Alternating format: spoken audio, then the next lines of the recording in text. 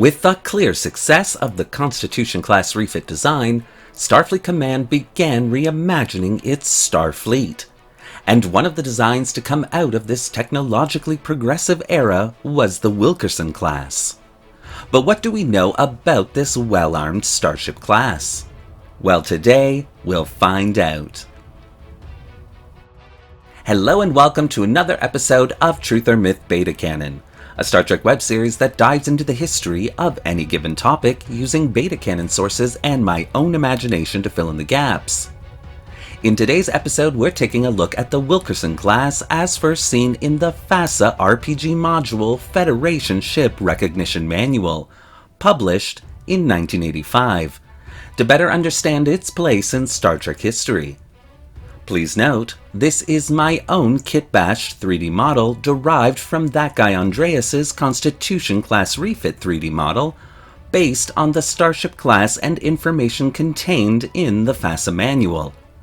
And as always, because this is a beta canon video, all information relayed should pretty much be taken with a grain of stardust and only considered a little bit of Star Trek fun.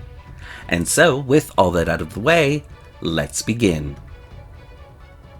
The Constitution-class refit and the Miranda-class were a complete success. Not only were these technological updates a marvel, but these classes had reaffirmed a dwindling Federation public's faith in Starfleet's ability to defend the territory of the United Federation of Planets. And as a direct result of this triumph, Starfleet Command began a program of updating their entire fleet to these new standards. Setting their core of Starship design engineers this daunting task, Starfleet's best and brightest began to assess its current designs to receive the same type of refit the USS Enterprise had during the early 2270s. But Starfleet Command axed the refit option almost instantly. After the experience with the USS Enterprise, Starfleet made the decision not to refit any more starships of the Constitution class, preferring to construct new versions of the class from the ground up, due to construction times and the resource intensiveness of such projects. So instead, the designers took the opportunity to assess current designs for a feasible version of those designs rendered in the refit style. Many starship classes that had passed the assessment would then head into full production. The Saladin-class destroyer had been a quick and dirty triumph for Starfleet back in the 2240s. Its saucer hull design with a single attached nacelle meant quick construction time for a class that was designed to patrol and protect Federation borders. But times were changing within the Federation. The Klingon, Romulan, Tholian, and Gorn governments had all stepped up their starship construction and technological engineering development departments. And one of the biggest flaws constantly being touted throughout the Federation about the Saladin was their use of a single nacelle. And thus, the Wilkerson class would be born.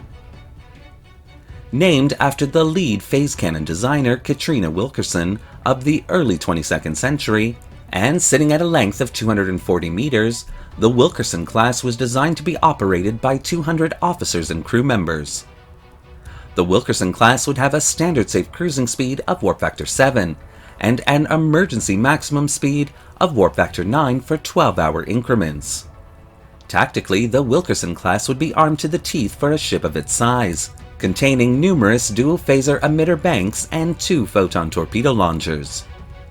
To increase phaser destructive yield, the Wilkerson class's phaser banks would be channeled through the vessel's warp core, much like her Constitution-class refit big sister. But in order to correct what had quickly been determined to be a flaw in the new phaser design, a phaser battery backup was also included within the class, which allowed the starship to continue to fire its phasers even if the warp core was offline.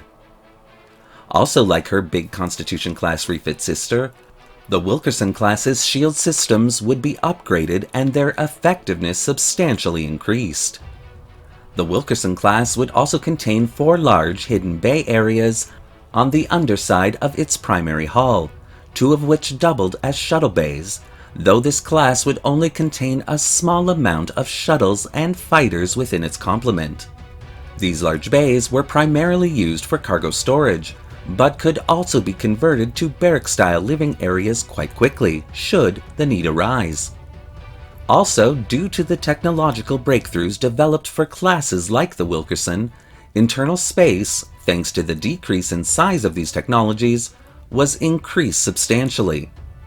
As a result, many officers in Starfleet considered the Wilkerson class to be luxurious, especially by destroyer-type starship standards, causing many Starfleet officers and crew members to seek out a posting on a vessel of this class.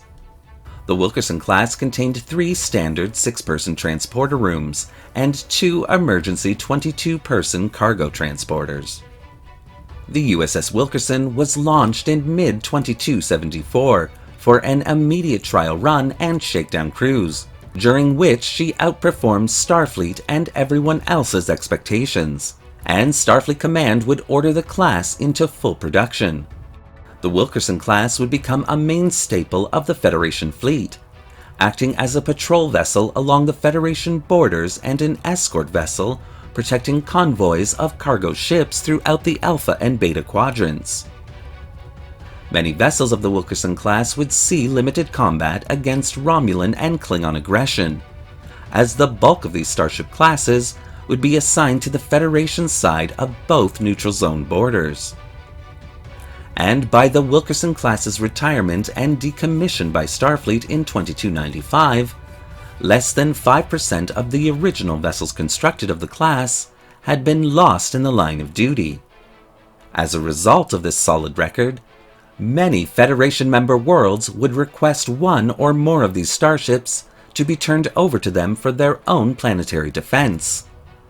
Unfortunately, this would not happen for the Wilkerson class, as Starfleet's new program of starship material recycling had begun, and in order to build several new updated Miranda-class vessels, almost all of the Wilkerson-class starships decommissioned would be completely disassembled and recycled into those new starships. The USS Wilkerson, however, would be an exception to this policy, instead being assigned to the planetary defense of Shayala II, a planet that the Wilkerson had successfully defended from a surprise Romulan attack during one of its first missions. This special dispensation for the newest Starfleet member world would also include an offer by the planetary government to the Wilkerson's captain, Cheyenne Zell of Beta Z, to continue to captain the starship, an offer which she readily accepted, with Starfleet ultimately granting her permission for this assignment. She would continue to command the Wilkerson for another decade, until she was promoted to the rank of Admiral and placed in charge of the entire sector.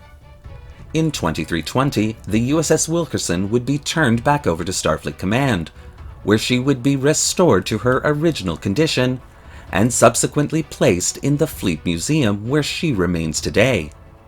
Created to defend the Federation during a time of a technological space race between the major powers of the Alpha and Beta quadrants, the Wilkerson class would be seen as much more than just a destroyer type of starship, but instead receive a reputation of an unsung hero class, earning the Wilkerson class its formidable place in Starfleet history. Thank you for watching today's episode of Truth or Myth Beta Canon. What do you think of the Wilkerson class and the historical narrative that I've created here? Do you want to see more videos like this one? Well, leave your comments in the section below, and don't forget to like the video and subscribe to the channel, hitting that little bell icon so you won't miss a single video we release. Want to help the channel protect the borders of Federation space? Then consider becoming a channel patron. The link to our Patreon account is in the description below. Thanks again for watching. Live long and prosper.